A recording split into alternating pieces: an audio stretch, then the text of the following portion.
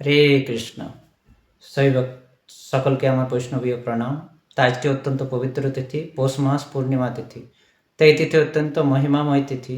তিথির অত্যন্ত মহিমা রয়েছে, কারণ এই তিথির দিন ভগবান এক বিশেষ লীলা করেছেন। যেই তিথিতে ভগবান বিশেষ লীলাবিলাস করেন, সেই তিথি অত্যন্ত মহিমাময় হয়ে ওঠে। সেই তিথির মহিমা ঘোষিত হয়, সকলে সেই তিথি বা সেই দিবসের মহিমা ঘোষণা করে। এখান থেকে আমরা শিক্ষা পাই, যদি আমরাও আমাদের জীবনকে ভগবান শ্রীকৃষ্ণের চরণ যুগলে সমর্পণ করি, নিবেদন করি, তাহলে আমরাও অত্যন্ত মহিমান্বিত হয়ে উঠব। আমরা সবসময় নিজেদের যশ, নিজেদের সম্মান লাভ করতে চাই। তা আমরা পূর্ণ সম্মান, পূর্ণ যশ তখনই লাভ করতে পারবো যখন আমরা নিজেদের সব কিছু, নিজেদের কর্ম, মন, শরীর সব কিছু যখন ভগবান শ্রীকৃষ্ণকে সমর্পণ করব। তাই রসিক ভক্ত, যারা শুদ্ধ ভক্ত, তাদের ত্রিভুবনে এবং বেদ শাস্ত্রেও তাদের যশ ঘোষণা করা হয়, কারণ তারা তাদের সম্পূর্ণ জীবন ভগবানের চরণে, ভগবানের সেবায় নিবেদন করেছিলেন। তা আমাদেরকে এই পন্থা অনুসরণ করে চলা উচিত, তবে আমরা জীবনে সফলতা অর্জন করতে পারব। তাই পূর্ণিমা তিথি অত্যন্ত পবিত্র তিথি, পৌষ মাসের পূর্ণিমা তিথি, কারণ এই তিথির দিন ভগবান এক বিশেষ লীলাবিলাস করেছিলেন। তো বিভিন্ন শাস্ত্রে ভগবানের এই পৌষী পূর্ণিমা তিথির বর্ণনা করা হয়েছে বিভিন্নভাবে।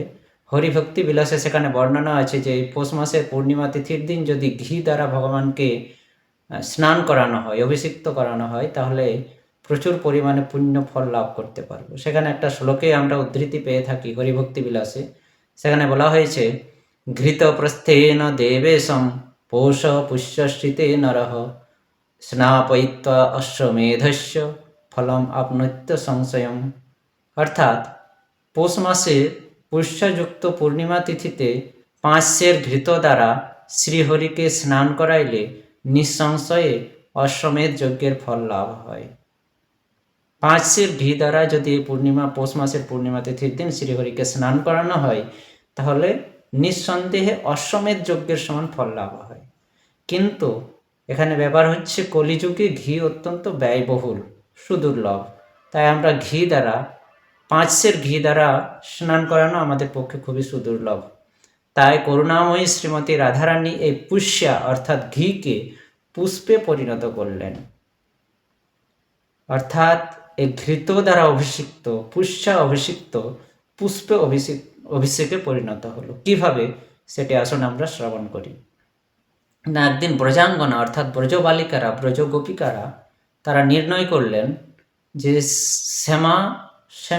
শ্যামাশ্যামকে অর্থাৎ যুগল কিশোরকে ফুল দিয়ে সুন্দর করে সাজাবো এবং ফুল দিয়ে অভিষেক করব। তো কুসুম সরোবর, বৃন্দাবনে যে কুসুম সরোবর, সেই কুসুম সরোবরের তীরে এই লীলা সংঘটিত হয়েছিল। কারণ কুসুম সরোবরের তীরে প্রচুর পরিমাণে সুন্দর সুন্দর ফুলের বাগান রয়েছে। সেখানে অনেক বড় সুন্দর ফুলের বাগান কুসুম সরোবরের তীরে। তো গোপিকারা তারা বললেন যে এত সুন্দর সুন্দর ফুল রয়েছে, তা আমরা এই সুন্দর সুন্দর ফুল দিয়ে যুগল কিশোরকে সুন্দর করে সাজাবো, যুগল কিশোরের জন্য কুঞ্জ তৈরি করব ফুল এবং লতা পাতা দিয়ে, এবং তাদেরকে ফুল দিয়ে সাজিয়ে তাদেরকে অভিষেক করবে সুন্দর সুন্দর ফুল দিয়ে। এই কথা তারা শ্রীমতী রাধারানীকে জানালেন। শ্রীমতী রাধারানীও সহমত হলেন। তখন তারা শ্রীমতী রাধারানীর অনুরোধে ওই কুসুম সরোবরের তীরে সুন্দর করে ফুল এবং পাতা দিয়ে কুঞ্জ নির্মাণ করলেন এবং সিংহাসন তৈরি করলেন ফুল পাতা দিয়ে। তারপর তারা শ্রীমতী রাধারানী সহ ভগবান শ্রীকৃষ্ণকে আনয়ন করলেন এবং সেই কুঞ্জের মধ্যে উপবেশন করালেন, সেই সিংহাসনে, ফুল এবং পাতা নির্মিত সিংহাসনে। তারপর সকল গোপিকারা মিলে যুগল কিশোরকে সুন্দর সুন্দর ফুলের হার, ফুলের মুকুট, ফুলের তড়া ইত্যাদি অলঙ্কার দিয়ে, ফুলের তৈরি অলঙ্কার দিয়ে সজ্জিত করলেন। এভাবে শ্যামাশ্যাম যুগল কিশোরকে খুব সুন্দরভাবে সজ্জিত করে তারা বিভিন্ন রকমের ফুলের পাপড়ি দিয়ে যুগল কিশোরকে অভিষেক করলেন। সেখানে বর্ণনা পাওয়া যায় যে তারা এতই পরিমাণে ফুল দিয়ে অভিষিক্ত করেছিলেন যে যুগল কিশোরের সম্পূর্ণ অঙ্গ ঢাকা পড়ে গিয়েছিল, শুধু তাদের শ্রী মুখমণ্ডলটুকু দেখা যাচ্ছিল, দর্শন হচ্ছিল। এইভাবে শ্যামাশ্যামকে তারা ফুল দিয়ে অভিষিক্ত করে এবং সজ্জিত করে অত্যন্ত আনন্দ প্রদান করেছিলেন এবং তারা নিজেরাও অত্যন্ত আনন্দিত হয়েছিলেন।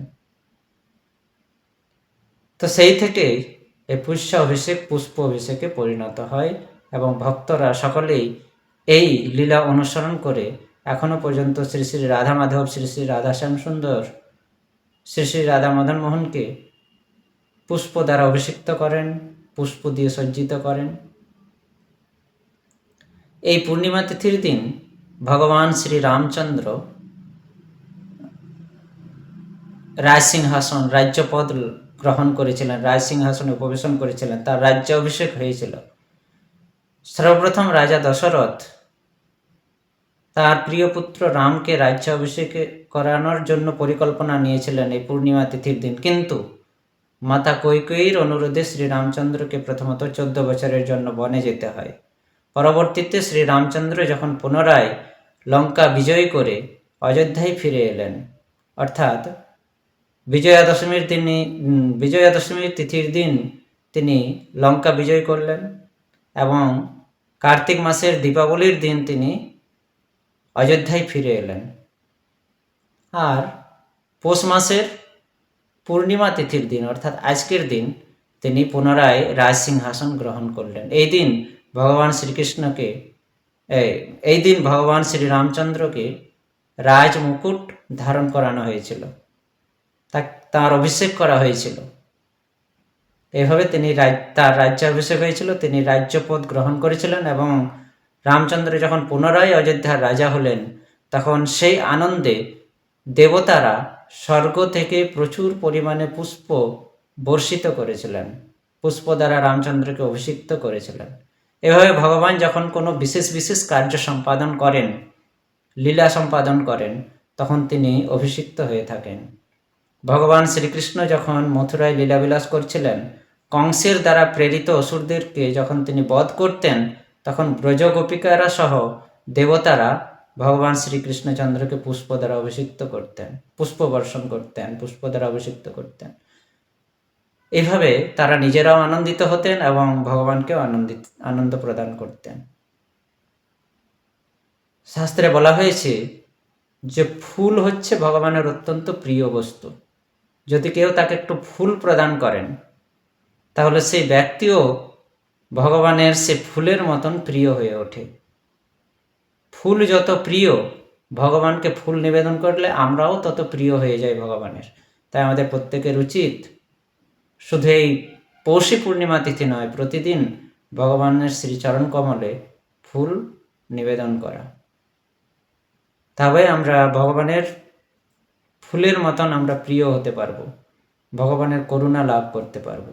তো যাই হোক, ভগবান কোনো বিশেষ লীলা প্রদর্শন করেন, বিশেষ লীলা করেন তার ভক্তদেরকে তার প্রতি বিশেষভাবে অনুগ্রহ করার জন্য, আকর্ষিত করার জন্য, বিশেষ কৃপা করার জন্য, আরও বেশি বেশি করে তার প্রতি আকর্ষিত করার জন্য। তো এই পুষ্পাভিষেক, আজকের পূর্ণিমা তিথির দিন ভগবানকে পুষ্প নিবেদন করা, পুষ্প অর্থাৎ ফুল নিবেদন করা, ফুলের মালা, ফুলের গোছা বা ফুলের পাপড়ি যদি ভগবানকে নিবেদন করতে পারে আমাদের সামর্থ্য অনুসারে, তাহলে ভগবান ওই ফুলের মতন আমাদেরকেও তার অত্যন্ত প্রিয় করে নেবে এবং আমরা ভগবানের অশেষ কৃপা লাভ করতে পারব।